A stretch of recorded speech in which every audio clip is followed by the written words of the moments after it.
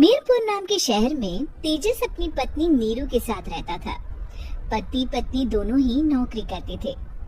एक दिन तेजस गांव अपनी माँ के पास फोन करता है। हेलो, प्रणाम माँ। जीते रहो माँ, तुम दादी बनने वाली हो हैं? अरे वाह, ठीक है बेटा, मैं कल ही आती हूँ। जब माँ जी शहर पहुँची तो बेटी बहू ने बहुत अच्छे से स्वागत किया। लीजिए माँ जी चाय। अरे गर्मा गर्म पकोड़े ले आओ माँ के लिए। नीरू रसोई में गई और 2 मिनट में ही पकोड़े ले आई। जी ये लीजिए। बहू जादू से बनाए हैं क्या? अभी तो रसोई में गई थी। यम्मी।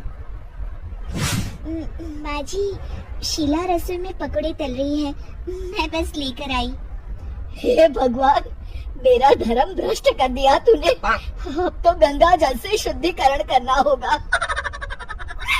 दूसरे दिन, माँ जी मैंने नाश्ता बना दिया है, ऑफिस जा रही हूँ। पर अभी तो घर का सारा काम पड़ा है। शीला आती ही होगी, झाड़ू पोछा बर्तन कपड़े वो सब कर लेगी।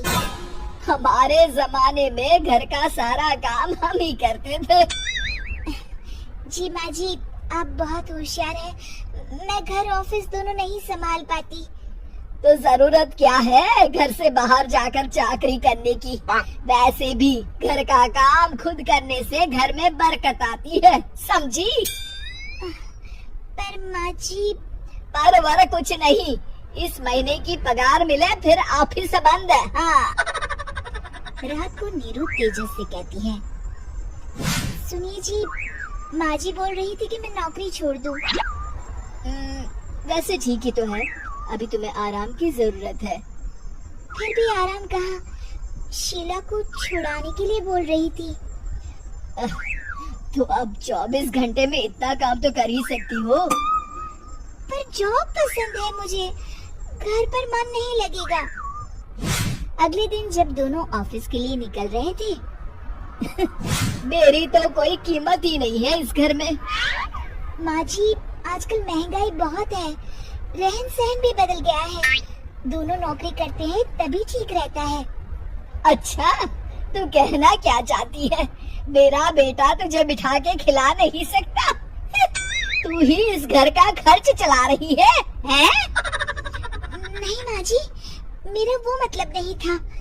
मतलब खूब समझती हूँ, ये बाल धूप में सफेद नहीं किए मैंने। हाँ।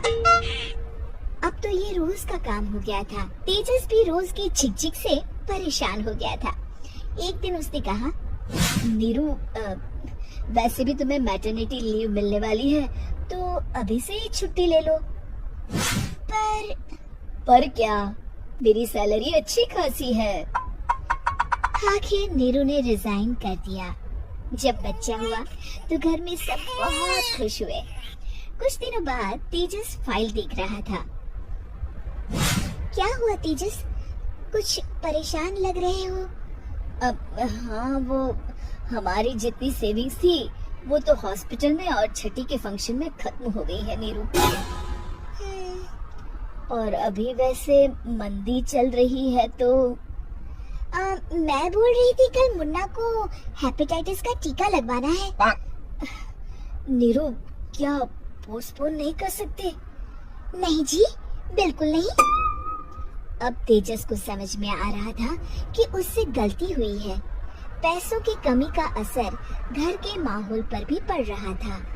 अगले दिन, बेटा मेरा चश्मा और ये दवाइयाँ ले आना, पर्चा देते हुए माँ जी ने कहा।